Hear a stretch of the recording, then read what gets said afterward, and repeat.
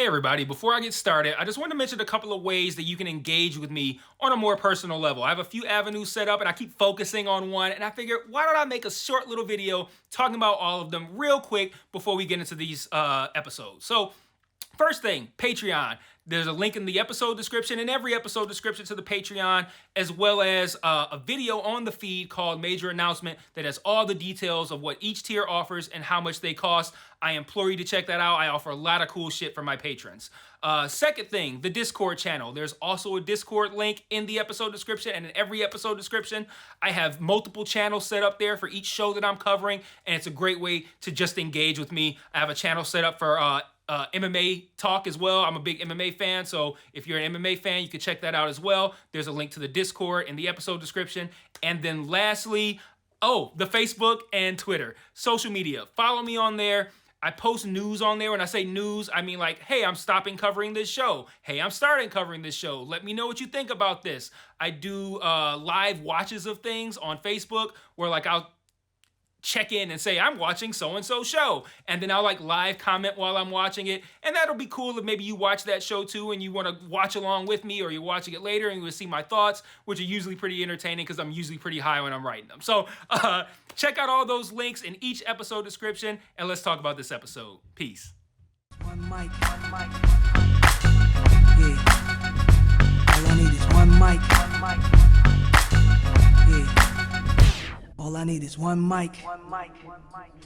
Hey everybody, welcome back to One Mic, and today I'm here to talk about Season 3, Episode 7 of FX and Hulu's Reservation Dogs, entitled Wahoo, with an exclamation point. The episode title here refers to the game that Rita's asked to play by Cookie, who, if you will recall, is Elora Danan's dead mother. She visits her in spirit, not ghost, because ghosts are dumb, in spirit form, with one teeny tiny little request. So, as this season and this show comes to a close, you can see the show kind of wrapping up a lot of these plot lines that revolve around these characters and their pain, their trauma, and how they culturally tend to, I think, bury a lot of that trauma, but they're now kind of exhuming that trauma and dealing with it.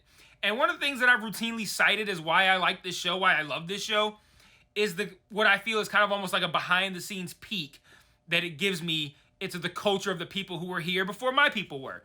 And at pain and trauma, showcasing the pain and trauma that they deal with and how they deal with it, seeing a different culture, how they handle that, that's been interesting. And pain and trauma is a shared experience. So I've really enjoyed and felt privileged to see how this culture interacts with pain and trauma. And I think this episode is no exception. So this week's episode focuses on Rita, kind of, sort of, as we open the episode with her getting not one, but two job offers. These promotions would double her pay, but one is in Oklahoma City and the other is in Albuquerque. I don't know how far those cities are from Okern, because I believe Okern is a make-believe city. So I don't know how far they are, but Oklahoma City is in Oklahoma and Albuquerque is in New Mexico. So one is considerably closer than the other. But Rita clearly wants to take one of the jobs, but is concerned about leaving Bear, even though people both living and dead tell her that Bear is grown as fuck and she can go on and live her own life and Bear can live his. She's hesitant, but seems to be somewhat open to the idea, I think. That just kind of like, this is the vibe I got of her in this moment, when she gets home and Bear's being grown. Like, she comes home and he's like talking about he wants to make dinner. He's like talking about his roofing job. And she's sitting there listening, and I think like on the heels of being told, like, yo, Bear is grown, like, he can handle himself, getting home and seeing this kind of, I think, was kind of validation for her that maybe they're right. Maybe he is ready. Then, while in bed reading over the job offer email, Rita's visited by Cookie, like I said, Elora Danan's mom. She scurries off into Bear's room for the night, but Cookie is right back in the morning in the towel, praising the water pressure. And, at first I was kind of surprised that a spirit would need a shower. But, Willie Knife, he has to pee, so, I mean, it makes sense. He farts, so, I mean, I guess it makes sense that somebody would at least need or want the shower. At least they're consistent. I wouldn't want one person to be like, spirits don't need to pee, and I'm like, and then another spirit showering. So I'm glad they're consistent. In this scene, Rita repeats over and over that they're going to lock her up, which is also what she said to Bear when he talked about Dear Lady, and which we know is actually what happened to Maximus. I don't know where they're going with this, if anywhere, but I'm definitely noticing it. It could just be the show's way of showing us the audience, how non-native people react to something that could be fairly commonplace for them. When I say non-native, I mean like how whoever's in charge of these mental institutions where they're assuming they're going to be locked up at, how those people look at what is culturally normal to them. The white man looks at it entirely differently. That could just be what they're doing here. It could just be meant to show us that, or maybe the threat of being locked up is in the near future for one of these characters. I don't know, but it's of note. There's another moment in the scene that I liked as well when Cookie says she's been around, and that was her saying to Rita, "Don't do it, shit ass," which she was presumably about to marry Pumpkin. I kind of dig the idea of those times when people say, like, it's like I could hear so-and-so telling me what to do or talk to me.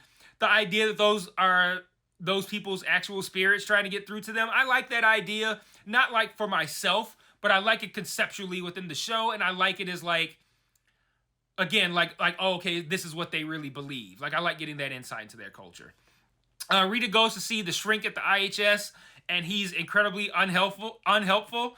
And he makes the conversation about his obsession with Lou Diamond Phillips until he says something that I found to be fairly poignant at the end of the conversation before he kicks Rita out for his 1:30. He says, "When you see the dead, maybe it's you who needs something." And I really like that quote. Like, I feel like whenever I've dreamt about a dead loved one, it's always been when I'm at my most distressed. It's like our subconscious seeking out both the help and the comfort from whoever this deceased likely family member is. And I don't know, I just thought that felt real to me. Like that is what that, like if you are somebody who sees the dead, that's probably why. Like, you are at a low moment and you need that person to help you get through it. I don't know why we necessarily associate death with wisdom, but maybe it's because generally people die old, and old equals wise. But I don't know. I'm way. I've digressed so far. Let's reel me back in. So Rita plays Wahoo with Cookie, and they make a wager saying that if Cookie wins, Rita has to take her somewhere, and if Rita wins, she'll stop haunting her. And I loved having expectations subverted in this scene. Like, I'm taking my notes, and in my notes, I'm like, so obviously we know who's gonna win. And because I'm like, why would if Rita wins and Cookie stops haunting her, we don't have an episode. So I'm like, obviously Cookie's gonna win, and Rita's gonna have to take her somewhere. And then Rita's just like, yo, fuck the game. Where you want to go? I'm like, oh, okay. That works for me, too. Another great moment when Cookie imitates the sounds that Big makes when they're snagging. Even funnier was when Rita used that as proof that spirits watch us. That was incredible. Like, can you imagine someone coming up to you and be like, yo, spirits are real, man. They really be watching. I'm like, yo, prove it. And then your friend proves to you that not only do spirits watch you fuck, but they tell living people about it and roast you. Like, I would hate to hear that news. Ultimately, after Rita is seen seemingly talking to herself, just like Bear has been several times, they ultimately end up at Mabel's house, which is now, of course, Laura Dannon's house. That became hers in the Mabel episode from last season. We're treated to a great scene that starts off awkwardly and humorously, but then becomes a beautiful moment where a dead mother gets to have a conversation with her daughter that she never even got to know through Rita.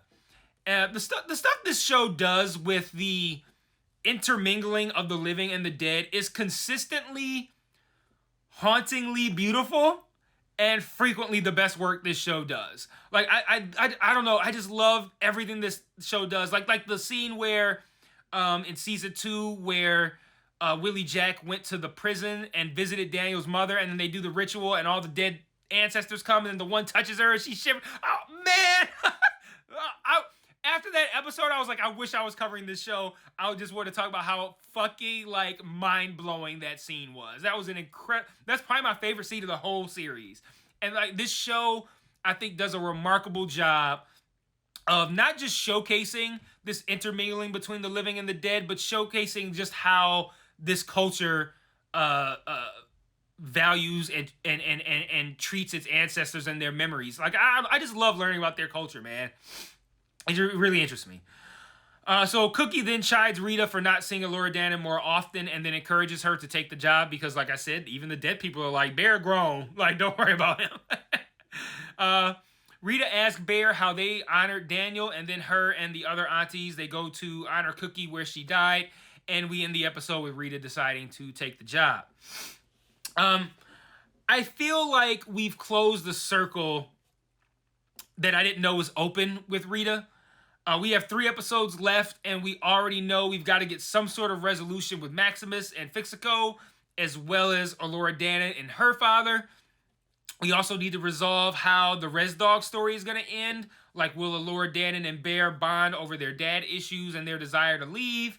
Will they leave? Especially given if Rita actually does take this job and she leaves, what reason does Bear have to stay also? What's going to happen with Cheese and Willie Jack if they do leave? I don't know. We have 3 more episodes left, but I'm super excited to see what happens.